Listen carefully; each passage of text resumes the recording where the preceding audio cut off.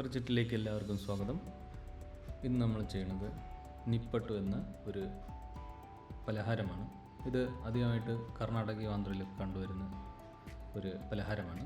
ഇത് നല്ല ക്രിസ്പി ആയിട്ട് നല്ല രുചിയായിട്ടുണ്ടോ, ചായക്കും കോഫിക്കൊക്കെ നല്ല അടിപൊളിയായിരിക്കും. അപ്പോൾ ഇതെങ്ങനെ ചെയ്യണമെന്ന് നമുക്ക് നോക്കാം.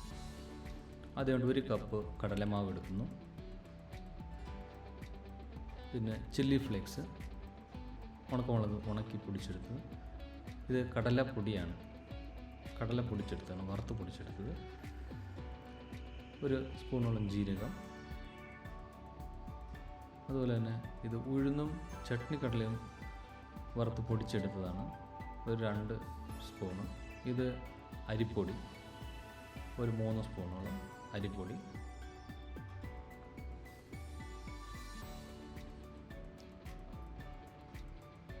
ഇനി കുറച്ച് മല്ലിച്ചപ്പ്, കറിവേപ്പില അരിഞ്ഞിട്ടത്, ഇനി ചെറുതായിട്ട് അരിഞ്ഞ വെളുത്തുള്ളി, ഇനി മുളക് പൊടിയും വെളുത്ത എള്ളും കൂടെ ചേർത്ത് കൊടുക്കുക, ഈ 2 സ്പൂൺ വീതം. ഉപ്പ് ആവശ്യത്തിന്. ഇനി നമ്മൾ കടലമാവ് എടുത്ത കപ്പിൽ തന്നെ 2 കപ്പ് വെള്ളം, 1 കപ്പ് മാവ് എടുത്തപ്പോൾ 2 കപ്പ് വെള്ളം ഒഴിക്കണം. എന്നിട്ട് നന്നായിട്ട് ഇതിനെ മിക്സ് ചെയ്തെടുക്കുക. നന്നായിട്ട് കലക്കി മിക്സ് ചെയ്യണം. ഇത് തരിയൊക്കെ മാറി നന്നായിട്ട് ഇതുപോലെ കലക്കിയെടുക്കുക. ഇനി നമ്മളൊരു തവ ചൂടാക്കി കഴിഞ്ഞിട്ട് അതിലേക്ക് കലക്കി വെച്ച് നമ്മൾ മാവിനെ ഒഴിച്ചു കൊടുക്കുക. ഇനിയും ഇത് നമ്മളിതുപോലെ ഇളക്കിക്കൊണ്ടിരിക്കണം. നല്ലൊരു ഹൈ ഫ്ലെയിമിൽ ഇത് നന്നായിട്ട് വറ്റിച്ചെടുക്കണം. അപ്പോൾ അതിനുവേണ്ടി എങ്ങനെ ഇളക്കിക്കൊണ്ടിരിക്കണം, അടി പിടിക്കാതിരിക്കാൻ ഇളക്കിക്കൊണ്ടിരിക്കുക. ഇതിപ്പം ഒരുവിധം ആയി വന്നിട്ടുണ്ട്, വെള്ളം ഏകദേശം പറ്റിയിട്ടുണ്ട്. ഇനി കുറച്ചും കൂടെ ഇതൊന്ന് നന്നായിട്ടൊന്ന് പറ്റി വരണം, അതുവരെ ഇളക്കിക്കൊണ്ടിരിക്കുക. ഇപ്പോൾ ഏകദേശം നന്നായിട്ട് ആയിട്ടുണ്ട്. ഇനി ഇതിനെ നമുക്കൊരു തട്ടത്തിലേക്ക് മാറ്റാം. ഈ തട്ടത്തിലേക്ക് മാറ്റിയിട്ട് ഇതിനെ ആറാൻ വേണ്ടി വയ്ക്കുക. കുറച്ച് നേരം ആറാൻ വേണ്ടി തട്ടത്തിൽ ഇതുപോലെ നിരത്തി വയ്ക്കുക. ഇനി ആറിയതിന് ശേഷം കുറച്ച് ഗോതമ്പ് പൊടിയാണ് ഇട്ടിരിക്കുന്നത്. അതിനെ ഇതുപോലെ അതിൻ്റെ മുകളിൽ തൂളിയിട്ട് ഒന്ന് മിക്സ് ചെയ്തെടുക്കുക.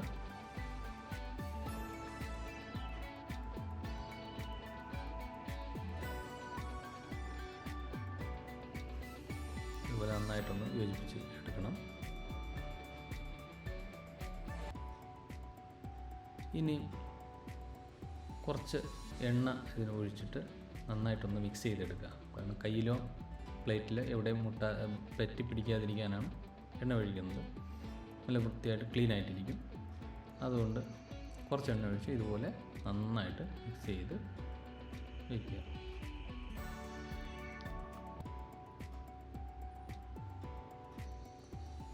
ഇനി നമ്മളിതിനെ ചപ്പാത്തി പരത്തുന്ന പോലെ അത്ര നൈസ് ചെയ്യരുത്, പക്ഷേ അതുപോലെ തന്നെ പരത്തിയെടുത്തിട്ട് ഇതിനെ നമ്മൾ ചെറിയ റൗണ്ടാക്കി എടുക്കണം. അപ്പം വൃത്തിയായിട്ടുള്ള റൗണ്ട് കിട്ടാൻ വേണ്ടി ഷാർപ്പുള്ള വക്കുള്ള എന്തെങ്കിലും ഒരു ഗ്ലാസ്സോ അല്ലെങ്കിൽ ഒരു ബൗളോ എടുത്തിട്ട് ഇതുപോലെ കട്ട് ചെയ്തെടുക്കുക.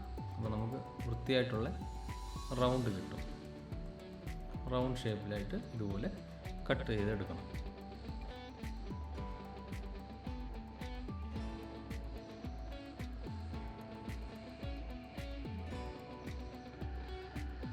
ഇനി ഇതിൻ്റെ സൈഡിലെ മാവൊക്കെ എടുത്ത് മാറ്റി കഴിഞ്ഞാൽ നമ്മുടെ നിപ്പട്ടു നല്ല സർക്കിളായിട്ട് കിട്ടിയിട്ടുണ്ട്.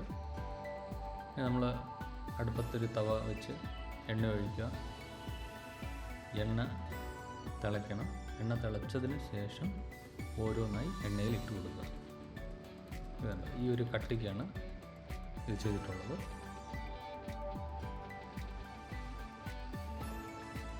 എണ്ണ തിളച്ചതിന് ശേഷം ഇതുപോലെ ഓരോന്നായിട്ട് എണ്ണയിലിട്ട് കൊടുക്കുക.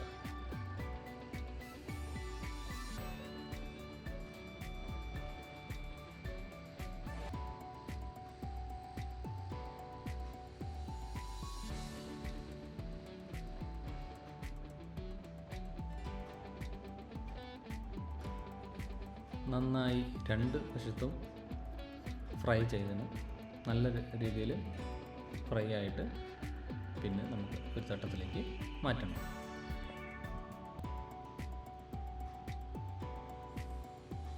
ഏകദേശം ഒരു ബ്രൗൺ കളർ വരുന്നത് വരെ ഫ്രൈ ചെയ്യുക. എന്നിട്ട് ഒരു തട്ടത്തിലേക്ക് മാറ്റുക.